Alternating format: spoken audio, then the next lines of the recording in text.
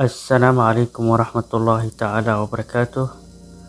Fadlan kusoo dhawow channelka Abna Official. Channelka haddii aad ku cusub tahay subscribe saar si ay kuusoo gaaraan muuqaalada xiga. Muuqaalkan waxaan kaga hadlaynaa kormeere wax loo yaqaan supervisor. Haddaba su-aashu waxay tahay muxuu sameeyaa kormeeruhu? Kormeeraha wuxuu kormeeraa hawl maalmeedka shaqaalaha iyadoo ku xiran shirkadda. Kormeeruhu wuxuu maamuli karaa koox shaqo ama waaxid oo dhan. Kormeerayaasha guuleysta waxay leeyihiin xirfado sare. Xirfadahani waxay ka caawiyaan inay macluumaadka ka gudbiyaan maamulka sare una gudbiyaan shaqaalaha oo ay la xiriiraan waxqabadka kooxaha ama baahiyada maareeyayaasha hoose si wax loogu qabto warbixinada ka soo baxay maareeyayaasha sare. Inta badan kormeerayaashu waa khabiiro ku takhasusay goobtooda waxayna si hufan u maareeyaan howlaha maalinlaha ah. Waa maxay mas'uuliyadaha kormeeraha goobta shaqada saaran? 1. Maareynta socodka shaqada.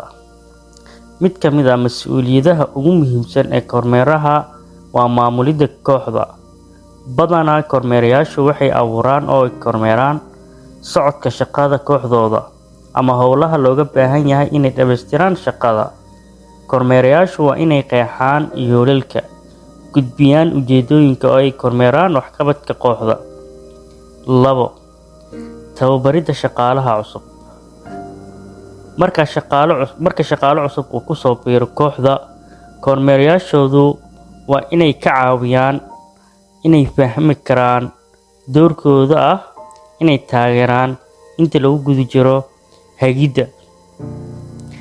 Tan waxaa ka mid noqon kara bixinta macluumaad ku saabsan goobta shaqada iyo sharaxidda siyaasadaha shirkadda ama waajibaadka shaqada.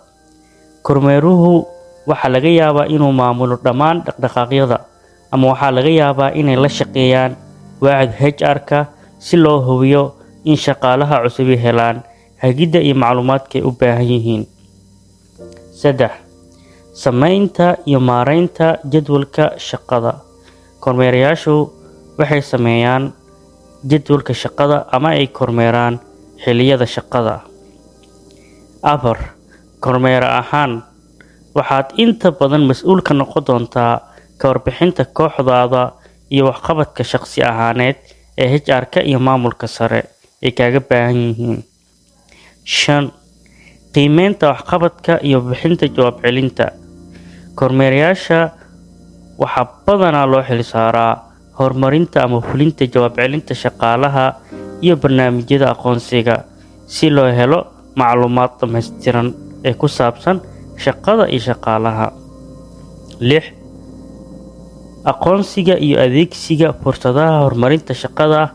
Sababtoo ah kormeerayaashu waxay si dhow ula shaqeeyaan shaqaalaha, badanaana waxay ka caawiyaan go'aaminta cidda u qalanta dalacsiinta.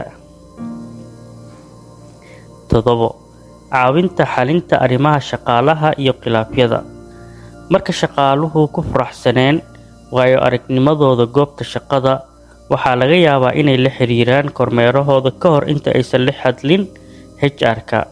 Kormeerayaashu waa inay adeegsadaan xirfado dhageysiga oo firfircoon si ay u fahmaan cabashooyinka shaqaalaha iyo inay kala shaqeeyaan si ay xal u gaaraan. Halkaas waxaan kusoo goobeynaa waa maxay mas'uuliyadda saaran kormeeraha. Fadlan ha iloobin inaad subscribe saarto channelka, like na dhahdo muuqaalka, share gareyso. Mahadsanid.